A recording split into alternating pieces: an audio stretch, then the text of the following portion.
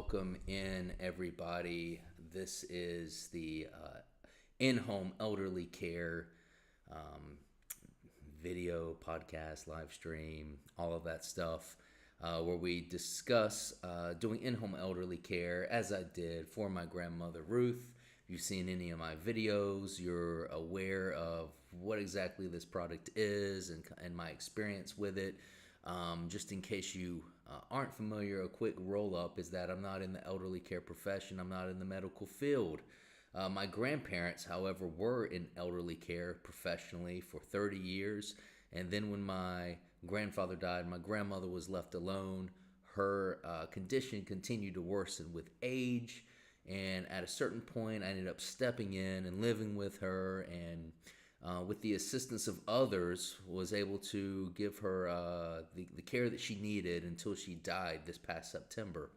So, what I've been doing is going through a series of items that we look at and discuss and help navigate, because maybe you're going through a similar thing where you have somebody in your life that you're looking to take care of in their older age.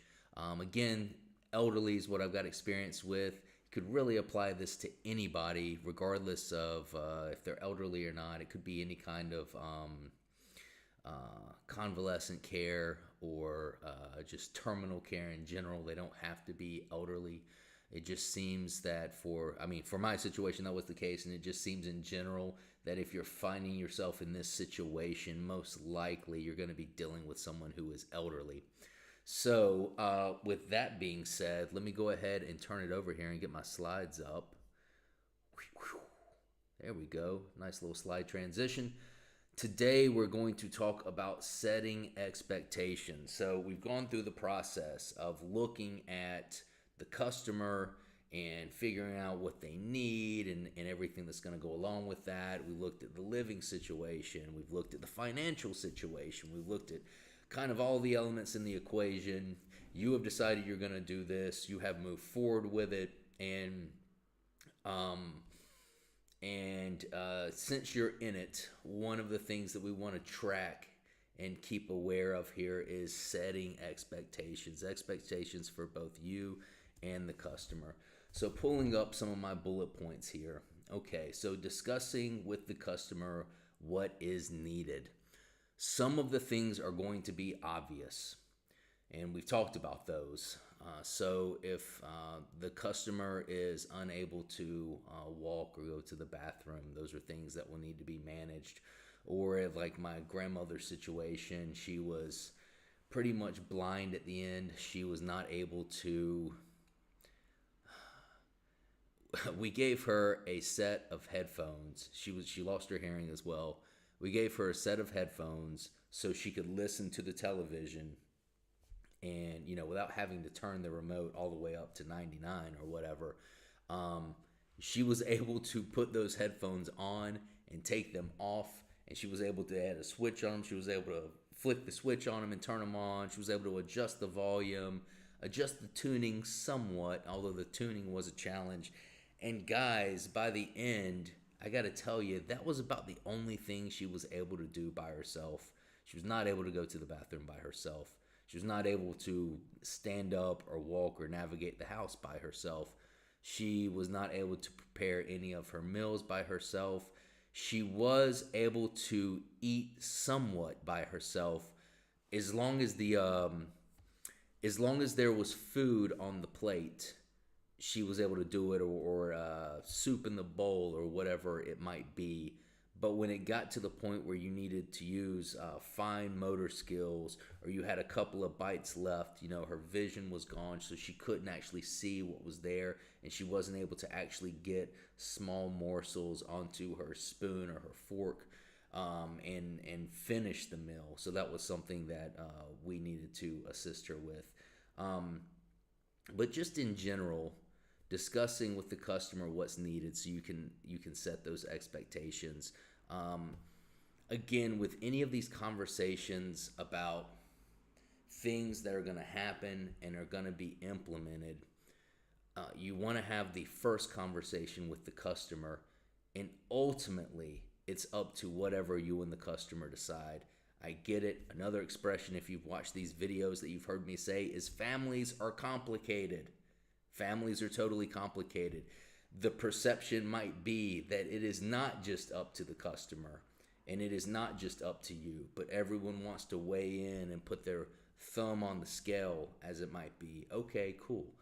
And those are conversations that you should want to have and do want to have, because again, working with the other stakeholders in the situation, you're going to want them to be aware of what's going on, and you're going to want them to have buy-in. We talked about having customer buy-in. We talked about having buy-in from the stakeholders as well. You're going to want them to be on the same page with you. And really, the only place where something would come up that is in disagreement of what is needed is when the customer is just asking for a request that's either completely unreasonable or goes against their best interest.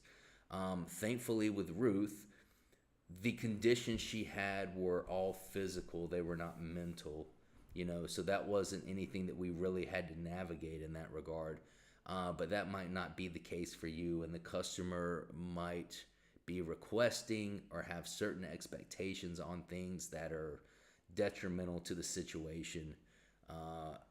Again, I didn't have to do that. I don't really want to speculate, but I think that you're going to know what it is when it comes up, if it is that kind of request. Hey, here's an example that I'm thinking of off the top of my head. This didn't happen, but Ruth had diabetes. She was a diabetic. If she had requested to eat chocolate cake for every meal, no, we're not going to do that. That is not an expectation that's going to be met. That's something that is, just not, there's really no one in any season of life that you would recommend that for as a wise dietary choice, regardless of what your medical or personal situation is. But also for someone that is diabetic and they are sensitive to sugars, no, we're not going to do that. Okay, so that might be something. I know that sounds kind of crazy. It is crazy. It's a little off the wall, but just keeping in mind that you, as I'm saying this, you also want to just be reasonable and use common sense. And ultimately, the reason why I'm saying that ultimately it comes down to whatever you and the customer decide is that in most situations, the stakeholders aren't going to be there all the time being involved in the day-to-day operations of things. So there is some grace and some leeway with that. And again, as long as the expectations or the requests are being set and they're reasonable, it really will come down to whatever you and the customer decide. And here's where I'll tell you something else about the customer, elderly customers. Brother, they're going to do what they want. And that could kind of be true for anybody in any situation of life. But you might think that these old timers, they're just going to go along with things. And Ruth was very agreeable. She wasn't disagreeable by any means. But things would come up along the way from time to time. And we would say, hey, well, it needs to be done this way. And she would be in agreement with it. And then lo and behold, she's still doing what she wants. She's still doing it the way that wasn't working or whatever it might be. And these are all, the items that I'm talking about are all like small potato items, not anything that are major. We had a dog at the house, for instance. Dog went to the vet and came back. The vet said that dog's got to lose some weight. Dog's like 8-9 pounds overweight, whatever it is. Ruth, look, I know you love the dog. I know you love spending time with the dog. I know that you give the dog treats so that the dog will come around you and the dog will, give you attention and everything, as any of us would do or do or like doing, right? Ruth, you got to stop it with the treats, okay? You only give them one, or only give them 2 a day, 3 a day, whatever the conversation we had at the time was. Let me tell you, because there would be several hours, consecutive hours, where it would be just her and the dog, or maybe another caretaker was there, and um, the other caretakers, which we'll talk about here in future episodes, they it wasn't the same relationship. I'm family. My sister, who also helped out with her family. The other stakeholders I mentioned are all family, different relationship. But these other caretakers that we had were not family. Actually, one of them was family, but several other of them were not family. And they weren't going to tell her no. They didn't perceive it to be their place to tell her no. Again, if she was doing something unreasonable or whatever, okay, but we're talking about giving the dog treats. So pretty small, pretty low on the priority list here on the totem pole of items to be managed. And so she would just keep giving the dog treats. As a matter of fact, I don't think that ever stopped. It didn't. No, I don't believe it ever stopped. As a matter of fact, that dog is still with us. And let me tell you, that dog, he misses having Ruth around. He misses all those treats. Oh man, I'm sure he does. So be aware of that. The customer has a tendency to just do what they want. And again, if it is a family situation, and with me being in the position that I'm in, which is like as a grandchild, they still look at you as a grandchild, even though you might be fully grown. They still see you as a child, and your thoughts and opinions are only going to carry so much weight, potentially. I mean, it's not like that in every situation, but potentially. So keep that in mind. And just know that, yeah, with other stakeholders that aren't there, it's going to come down ultimately to what you and the customer decide. Okay, next point. Be clear about what you can offer. Okay? I found out the hard way, and it wasn't any big, again, lower priority, but daily, day-to-day items that I wasn't postured to do everything that I might have set an expectation for previously. So you need to be clear about what you can offer.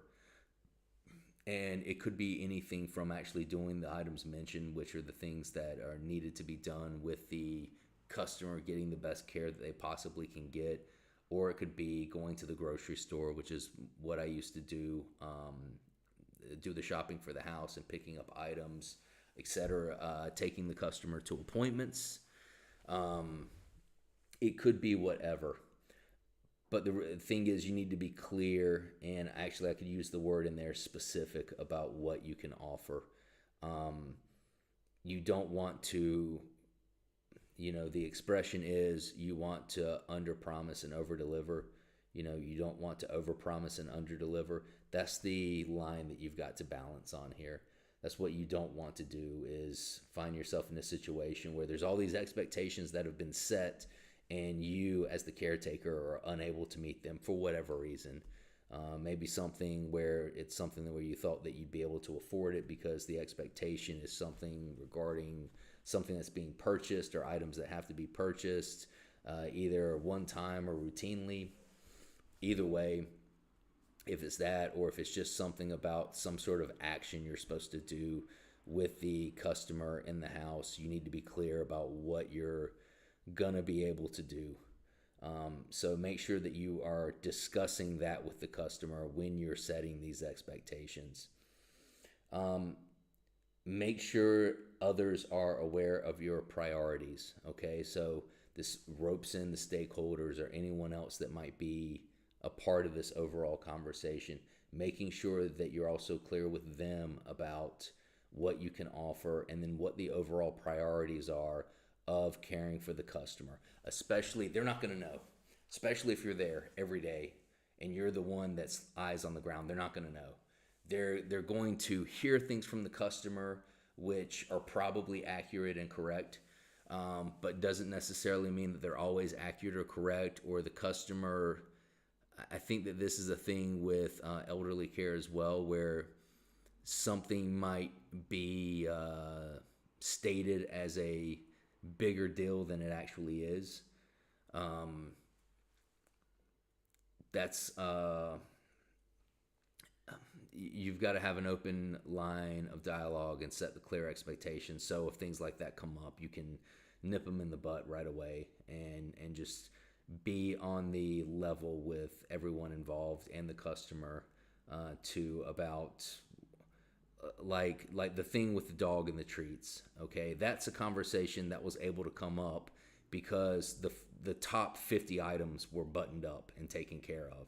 Now, if the customer isn't getting fed properly or on time, there's no room to have a conversation about the dog because we've got higher priorities, and expectations for those priorities that have to be met before that other kind of conversation can even enter, the field. So actually, it's to the success or a demonstration of the success of the situation we had with Ruth.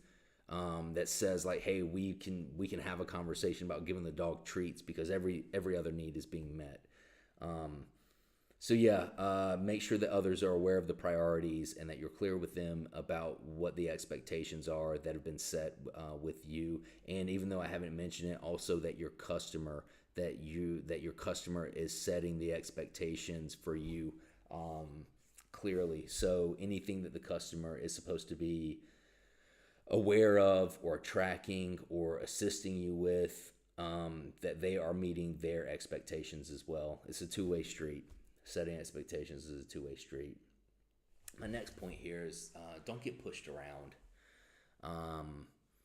And not that I was in a situation where I was being pushed around or perceived anything like that, but again, you're going to be communicating with the customer who knows you and they know what the routine of the house is, but they probably don't know everything about your life and what's going on in your life outside of the house or just outside of your relationship with them.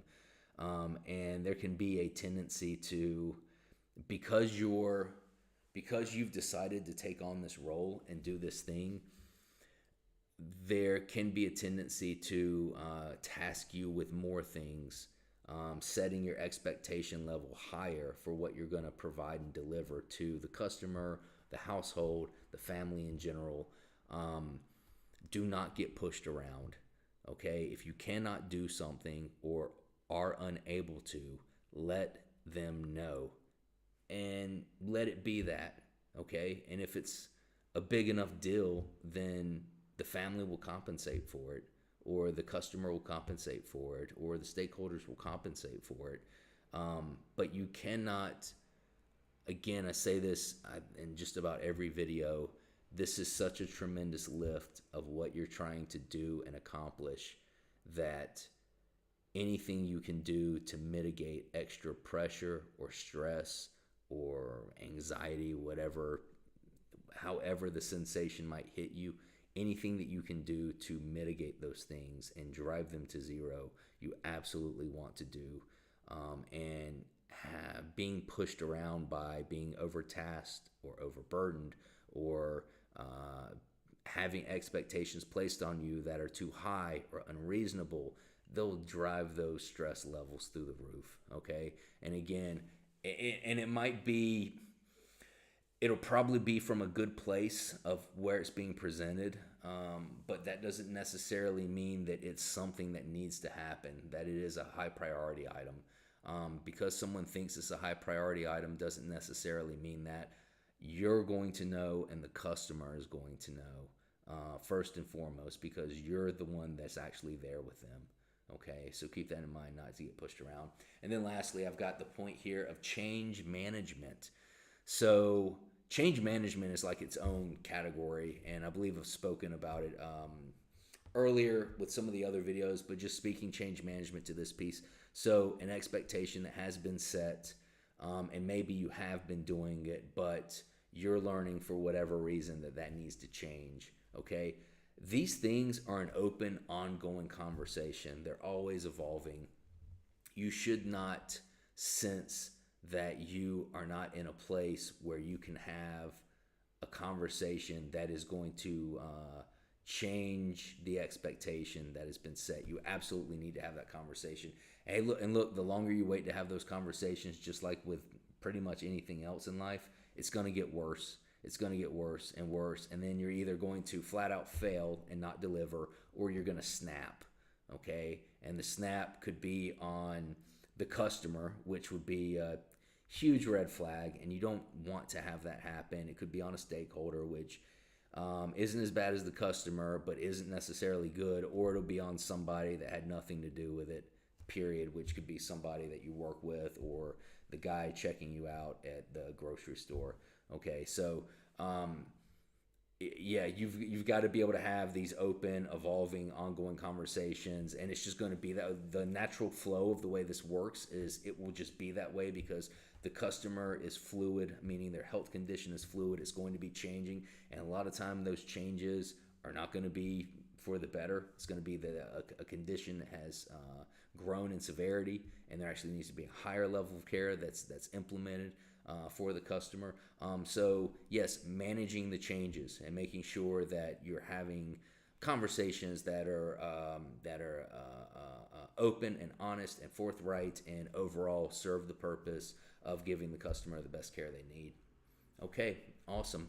So my last slide here that I always put up at the end is questions. You got questions about elderly care, shoot me an email, mario@thealphaitalian.com. Give me your name and location. If I get some questions, what I'll do is I'll come on a stream and just answer them live. Answer them straight up live. So that will be it for this episode today. I appreciate everyone listening and watching, and I will see you next time.